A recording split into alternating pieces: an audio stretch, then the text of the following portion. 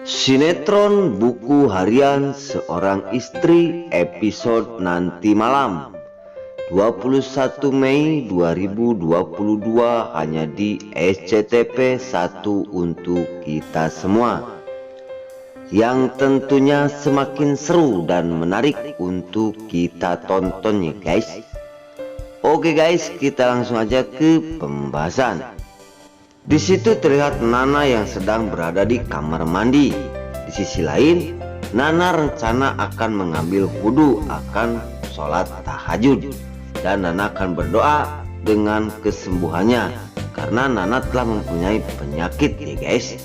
Namun di situ setelah Nana disumur di kamar mandi, Dewa masih tidur dan tiba-tiba Dewa pun terbangun karena Dewa terbangun mencari istrinya. Nana tidak ada di pinggirnya, dan di situ terlihat Junior aja yang sedang duduk sendirian. Dan Dewa pun langsung memanggil istrinya Nana Buana. Singkat cerita, Dewa sangat curiga sekali. Kemana Nana? Apakah Nana ada di kamar mandi? Di sisi lain, Dewa terus memanggil-manggil Nana, namun di situ Nana merasa sakit kepalanya, tidak mendengar dengan panggilan-panggilan suaminya itu Dewa Buana. Dan di situ Nana pun memanggil suaminya Dewa, namun Dewa pun tidak mendengarnya. Dan singkat cerita, Nana merasa sakit di kamar mandi, dia langsung terjatuh pingsan ya guys. Oke guys, singkat cerita Dewa curiga kepada Nana. Apakah Nana ada di kamar mandi, dan Dewa pun akan melihatnya. Karena Dewa memanggil-manggil Nana pun tidak didengar. Di adegan selanjutnya terlihat Nana yang menahan rasa sakit dan dia langsung tidak sadarkan diri dan terjatuh pingsan ya guys.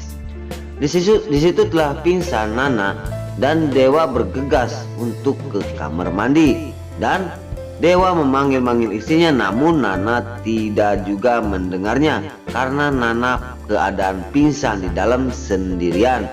Dan tidak sabar lagi dan sangat khawatir Dewa langsung menggedor-gedor pintu, dan Dewa langsung mendobrak pintu tersebut agar pintu itu terbuka.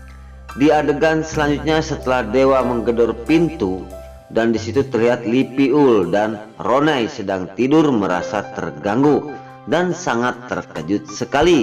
Ada apakah di kamarnya Mas Dewa? Dan di situ Roni langsung bangun dan Lipiul berkata, jangan-jangan Mas Roni ada maling. Ayo kita lihat ke kamar Dewa Buana. Di situ singkat cerita Roni berpikir dan ketakutannya ada yang maling masuk ke rumahnya Buana. Di situ Lipiul dan Roni pun akan menuju ke sebuah kamarnya Dewa ataupun ke kamarnya ibunya. Di situ Ronai malah tersenyum karena dia pernah lagi mimpi asik-asik berdua bersama wanita lain. Namun Lipiul marah, dia dibalekotkan ke arah dirinya agar dirinya tidak marah. Bukan perempuan lain, yaitu adalah kamu sendiri. Dasar Ronai Buanai, rayuannya sangat maut sekali. Singkat cerita tidak panjang lebar, Lipia langsung memanggil-manggil Dewa dan agar siapa tahu apakah maling, apakah itu Dewa Buana. Dan disitu langsung Lipiul mengajak Roni untuk melihat. Kalau itu benar maling, kita hajar berdua, ungkap Roni. Dan Roni pun langsung bergegas bersama Lipiul untuk mencari di rumah Buana. Di adegan selanjutnya terlihat Nana yang tergeletak di kamar mandi sendirian. Dan di situ Dewa pun langsung masuk bergegas dan akan mengangkat Nana. Di sisi lain sangat terkejut sekali Dewa melihat istrinya pingsan sendirian dan wajahnya sangat pucat sekali ya guys. Di situ Dewa berpikir harus dibawa ke rumah sakit cepat-cepat. Di adegan selanjutnya di situ Dewa lagi memeluk Nana, tiba-tiba Ronai Buanai bersama Lipiul sedang mencari maling tersebut. Namun di situ Lipiul curiga di kamar Mas Dewa, dan di situ Lipiul berteriak memanggil-manggil Dewa, namun Dewa jojong aja mengurus Nana di kamar mandi tersebut. Dan Lipiul langsung sangat keras sekali terdengar oleh Dewa Buana. Di situ terlihat Lipiul sangat kencang sekali berteriak memanggil Dewa, dan Dewa pun sangat terkejut karena Dewa tidak ingin Lipiul tahu bahwa Nana lagi sakit. Gimana caranya? Dan di situ Dewa pun berkata, "Aku cuma dobrak pintu kamar mandi karena kencang." Singkat cerita, di tengah malam terlihat Pak Nopal.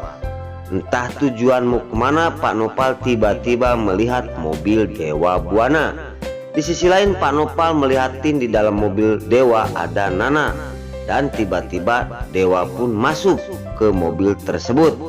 Di situ rencana Dewa akan membawa Nana ke rumah sakit karena Nana sangat pucat sekali dan penyakitnya sangat nambah parah.